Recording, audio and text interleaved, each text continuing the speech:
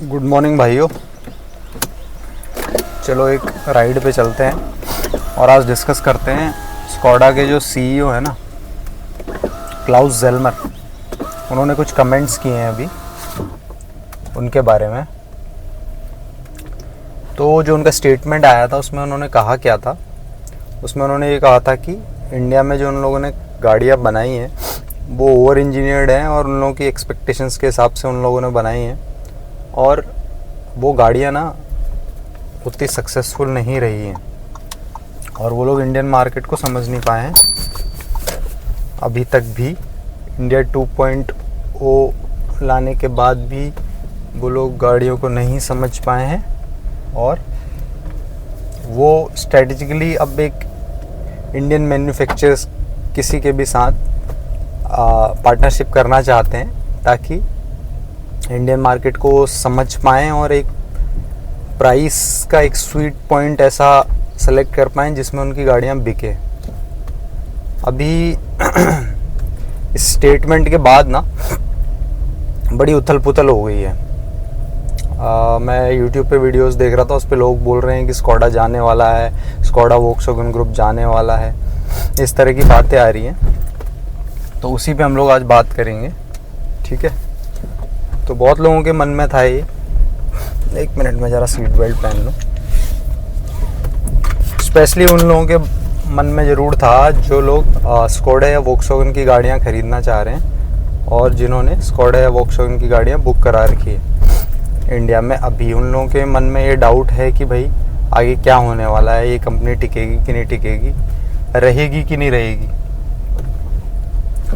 ज़रा थोड़ा मेरी वॉइस आप लोगों को अलग लग रही होगी, मेरे को वायरल हुआ है इस वजह से, सर्दी जुकाम, तो थोड़ा बेयर करना। हाँ, तो उन लोगों के मन में क्वेश्चन ज़रूर आ रहा है जिन्होंने स्कोडा या वोक्सवैगन की गाड़ियाँ बुक कराई है, ठीक है। अभी मैं इस बारे में क्या सोचता हूँ, चलो बात कर लेते हैं। देखो, जो पहला क्वेश्चन आ रहा है ना लोगों के मन में कि ये लोग छोड़ के चले जाएंगे, ऐसा तो होने से रहा क्योंकि इनके प्लान्स बहुत आगे तक के हैं। इंडिया में 2.0 के अंदर ही इन्होंने इतना इन्वेस्टमेंट किया हुआ है अभी कि ये लोग इतनी जल्दी छोड़ के नहीं जाएंगे। स्कोडा की तो यार लाइनअप में अभी वो 4 मीटर वाली जो SUV है वो भी है जो नेक्स्ट ईयर लॉन्च करने वाले हैं ये लोग, जो कि 75 to 80% लोकलाइज चीज़ें ही उसमें यूज़ होंगी ताकि उसका कॉस्ट ये लोग घटा सकें। ये बात भी उन्होंने कही है जो इनके CEO हैं कि कॉस्ट को रिड्यूस करने के लिए हमने 2.0 में काफ़ी चीज़ें करी थी और अभी जो हम नई SUV लाने वाले हैं अंडर 4 मीटर जो है उसमें भी हम लोग लोकलाइज प्रोडक्ट्स का ही सबसे ज़्यादा यूज़ करेंगे ताकि उसकी कॉस्ट इतनी महंगी ना पड़े गाड़ी की, ठीक है। तो अभी इतनी जल्दी ये कंपनियां, ऐसा नहीं है कि ये चली जाएंगी। तो जिनके मन में ये डाउट आ रहा है कि यार ये कंपनी चली जाएगी, ऐसा बिल्कुल भी नहीं है। हाँ देखो, एक चीज़ इस स्टेटमेंट से हमको ज़रूर समझ आती है कि ना इंडिया में हम लोग ना अच्छी क्वालिटी की चीज़ों की ना कदर नहीं करते हैं। आप फोर्ड का एग्जाम्पल ले लो, फोर्ड के ड्राइविंग डायनेमिक्स, फोर्ड की गाड़ियों के इंजन क्या ज़बरदस्त हुआ करते थे, बट हमने कदर नहीं करी और आज फोर्ड इंडिया से जा चुका है। इतनी बढ़िया गाड़ियाँ बनाते थे वो। हम लोगों को चाहिए फालतू के फीचर्स, सनरूफ हो गया, ठीक है, वायरलेस एंड्रॉयड ऑटो हो गया, इतना बड़ा टच स्क्रीन हो गया, ये सब फालतू के फीचर्स चाहिए, हमें क्वालिटी नहीं चाहिए। हम लोग इंडिया में क्वालिटी नहीं देखते हैं, हम लोग ये नहीं देखते हैं इसका पेंट का लाइफ कितना है गाड़ी का, इसका स्ट्रक्चर कैसा है, इसकी सेफ्टी कैसी है, ये सब चीज़ों पे हम लोग उतना जोर नहीं देते हैं और भेड़ चाल के साथ चल देते हैं। तो कहीं ना कहीं एज ए कंज्यूमर हम लोगों की भी गलती है कि हम लोग अच्छे प्रोडक्ट्स को सपोर्ट ही नहीं करते। अभी आप लोगों को मैं एक एग्जांपल देता हूँ, आप 2011 या 12 की Hyundai i20 उठा के देख लो, उसकी सेफ्टी देख लो, उसका पेंट क्वालिटी देख लो और आज की i20 का देख लो या आज की क्रेटा का देख लो, ज़मीन आसमान का फ़र्क है। Hyundai, किया, मारुति ये क्यों इतने सक्सेसफुल है? मारुति को तो चलो अलग ही कहानी है। कोरियंस की बात कर लेते हैं, वो लोग क्यों सक्सेसफुल है? क्योंकि इनको पता है कस्टमर की नब्ज, इनको पता है कस्टमर को क्या चाहिए। ये जो फीचर्स दे रहे हैं आज की डेट में, पैनारोमिक सनरूफ, इतना बड़ा स्क्रीन, उसमें दुनिया भर के फीचर्स, वायरलेस एंड्रॉयड ऑटो, ये सारे फीचर्स जो अब आजकल की गाड़ियों में आ रहे हैं ना, ये जिस प्राइस पॉइंट पे गाड़ियाँ आ रही है इससे दुगुनी या तिगुनी प्राइस पॉइंट की गाड़ियों में आया करते थे। तो आप लोगों को नहीं लगता है कि अगर ये फीचर्स दिए जा रहे हैं तो कहीं और किसी और जगह पे कॉम्प्रोमाइज़ हो रहा है? बिल्कुल यार, ऑब्वियसली हो रहा है। आप हुंडई की गाड़ियों का, आज की गाड़ियों का पेंट क्वालिटी देख लो, जो मटेरियल्स वो यूज़ कर रहे हैं प्लास्टिक, उसको देख लो, वो that will not stay long enough, वो लंबे टाइम तक नहीं टिकने वाला है। आप आज से 8 साल 10 साल पहले इवन मारुति की गाड़ियाँ देख लो, उनका जो प्लास्टिक का क्वालिटी होता था और पेंट क्वालिटी होता था, उसमें बहुत फ़र्क है।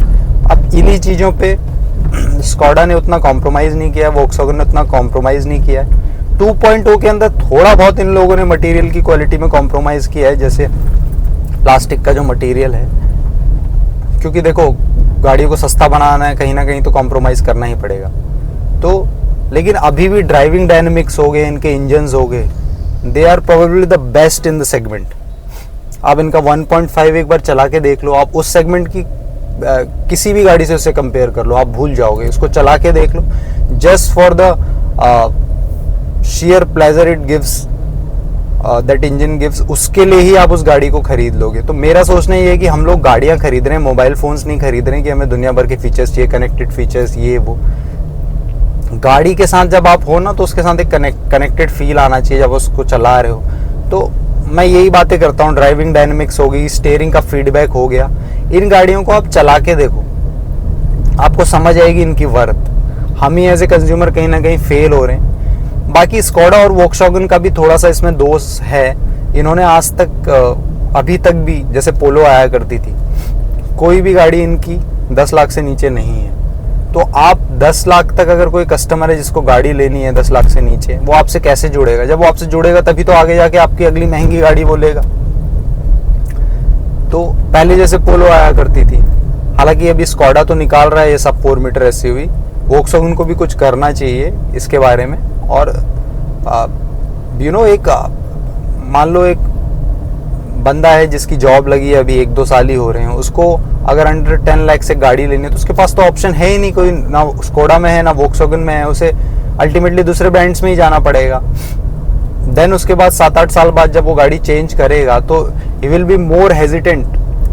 अगर उसने आपकी गाड़ी पहले चलाई होती तो उसका कॉन्फिडेंस और उसकी श्योरिटी आपकी गाड़ी खरीदने में एक अलग ही लेवल पे होती, ठीक है। तो एक तरह से कंपनी का भी थोड़ा मार्केटिंग वाइज मैं ये कहूँगा कि उतना अच्छे से लोग अपने प्रोडक्ट्स को मार्केट नहीं कर पाते। और देखो ये चीज़ें हैं क्या, मतलब हम लोग एज ए कंज्यूमर कैसे फेल कर रहे हैं। आज की डेट में फोर्ड जा चुकी है, जो कि इतनी अच्छी कंपनी थी, अब लोग एंडेवर चाह रहे हैं कि एंडेवर आए, फोर्ड कब आएगी, इस तरह की बातें करते हैं। एंथुजियास्ट है जो, वो लोग भी काफ़ी बातें करते हैं कि फ्री स्टाइल हो गई, जैसे छोटी गाड़ियों में इतनी बढ़िया गाड़ी थी। जब वो गाड़ियाँ थी तब हमने कंपनी की कदर नहीं करी, फोर्ड ने इतना इन्वेस्टमेंट किया था तो अल्टीमेटली उनको जाना ही पड़ा। तो एज ए कंज्यूमर हम जो चीज़ डिमांड करेंगे वही हमें मिलेगा। आप टाटा को देख लीजिए, टाटा ने कितना बढ़िया अपने आप को मार्केट किया सेफ्टी प्रोपोजिशन पे, है ना, और कंज्यूमर्स ने डिमांड की सेफ्टी। तब जाके आप देखिए आज की डेट में हुंडई ने 6 एयरबैग देना शुरू किया। Hyundai was the first one to introduce 6 airbag in their base models. उसके बाद से सारी कंपनियों ने देना स्टार्ट किया। इवन वोक्सवैगन, स्कोडा भी अब अपने बेस मॉडल्स में 6 एयरबैग दे रहा है। तो हम लोग जो चीज़ डिमांड करेंगे एज ए कंज्यूमर, कंपनीज को वो देनी ही पड़ेगी। आप इंडिया में जो मारुति की और Hyundai की गाड़ियाँ आती हैं, उनका स्टैंडर्ड और जो यूरोप में आती है उनका स्टैंडर्ड देखिए, ज़मीन आसमान का फ़र्क होगा।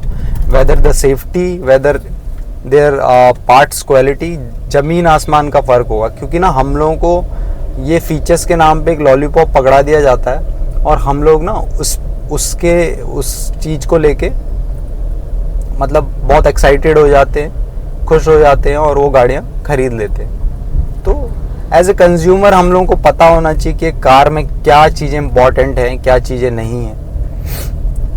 ये टच स्क्रीन्स और ये सब चीज़ें थोड़ी इंपॉर्टेंट है। आप कितना भी बड़ा ये दे दो, अल्टीमेटली तो टच स्क्रीन दे दो, अल्टीमेटली तो गाड़ी का इंजन, गाड़ी के ड्राइविंग डायनामिक्स, उसकी सेफ्टी, ये सब चीज़ें ही मैटर करती है ना। लेकिन फीचर्स चाहिए आजकल सबको, सनरूफ चाहिए, पैनारोमिक सनरूफ चाहिए, तो ये चीज़ें हमको ही कुछ सोचनी पड़ेंगी। इंडिया में वेदर ही नहीं है यार कि आप सनरूफ यूज़ कर पाओ। और आप गाड़ी लेने के बाद कितना इस टच स्क्रीन को यूज़ करते हैं। इस टच स्क्रीन को मोस्टली सब लोग मैप्स के लिए यूज़ करते हैं। बाकी जो इंपॉर्टेंट चीज़ें, स्पीकर्स एंड ऑल, वो आप आफ्टर मार्केट भी लगवा सकते हो। मेन होता है गाड़ी का इंजन, वो कैसी चलती है मेरे हिसाब से, उसकी सेफ्टी क्या है, सेफ्टी रेटिंग कैसी है ना, मटेरियल कैसा यूज़ हो पा रहा है। क्योंकि आपने अगर गाड़ी ली है तो आप उसको 8-10 साल तो रखोगे ना, और you want it to age very really well, मतलब उसकी जो एज हो, गाड़ी एज हो, बहुत ही बढ़िया तरीके से एज हो, ऐसा ना हो कि धीरे धीरे उसमें दिक्कतें आनी शुरू हो जाए। तो ये है। और एक चीज़ और है कि लोगों के मन में ना एक मिसकंसेप्शन है, अभी भी है 2.0 आने के बाद भी, जो इनकी स्ट्रेटजी है कि इनके पार्ट्स बहुत महंगे होते हैं। देखिए, पार्ट्स हैं महंगे, मैं ये नहीं कहूँगा कि सारे पार्ट्स नहीं हैं महंगे। अभी मेरा ये ऑटोमेटिक गियर बॉक्स है, this torque converter is very expensive, so you have to take care of it. आपको गाड़ी को गाड़ी की तरह चलाना है, उसको रगड़ना नहीं है, ठीक है। तो देर आर सम थिंग्स कि आप गियर को मतलब अननेसेसरी उसको मिसयूज कर रहे हो, तो ऑब्वियसली वो खराब होगा। और पार्ट्स ऐसे जितने महंगे नहीं हैं, इन गाड़ियों की मेंटेनेंस इतनी महंगी नहीं है। मैंने सर्विस पैक लिया था इस गाड़ी का, मैं 3 से 4 बार, जब से गाड़ी खरीदी है 1 साल होने को आया, 10 तारीख को, जुलाई 10 तारीख को, आज जुलाई 8 तारीख, जुलाई 10 को इसको 1 साल हो जाएगा।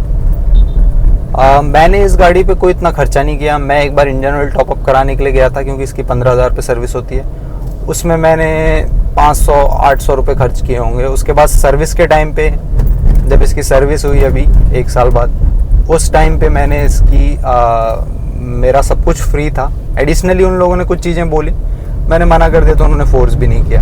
तो बस मैंने इसका एसी का जो भी होता है क्लीनिंग करवाई थी, उसके 700-800 रुपये दिए, और तो ऐसा कुछ है नहीं। देखो, आप गाड़ी रख रहे हो तो उसको, आपको थोड़ा सा उसको टेक केयर भी करना पड़ेगा। तो लोगों के मन में जो है ना कि यार गाड़ियाँ बहुत इनको मेंटेन करना बहुत महंगा है। हाँ, था, पहले था, इनकी पुरानी गाड़ियों में था, वो भी आप तमीज़ से उसको मेंटेन करते हो तो कोई दिक्कत नहीं होती थी। अभी वो चीज़ बिल्कुल नहीं रही है, ठीक है। और सर्विस नेटवर्क इनका धीरे धीरे बढ़ रहा है, इन लोगों के प्लान्स हैं इंडिया के लिए बहुत अच्छे।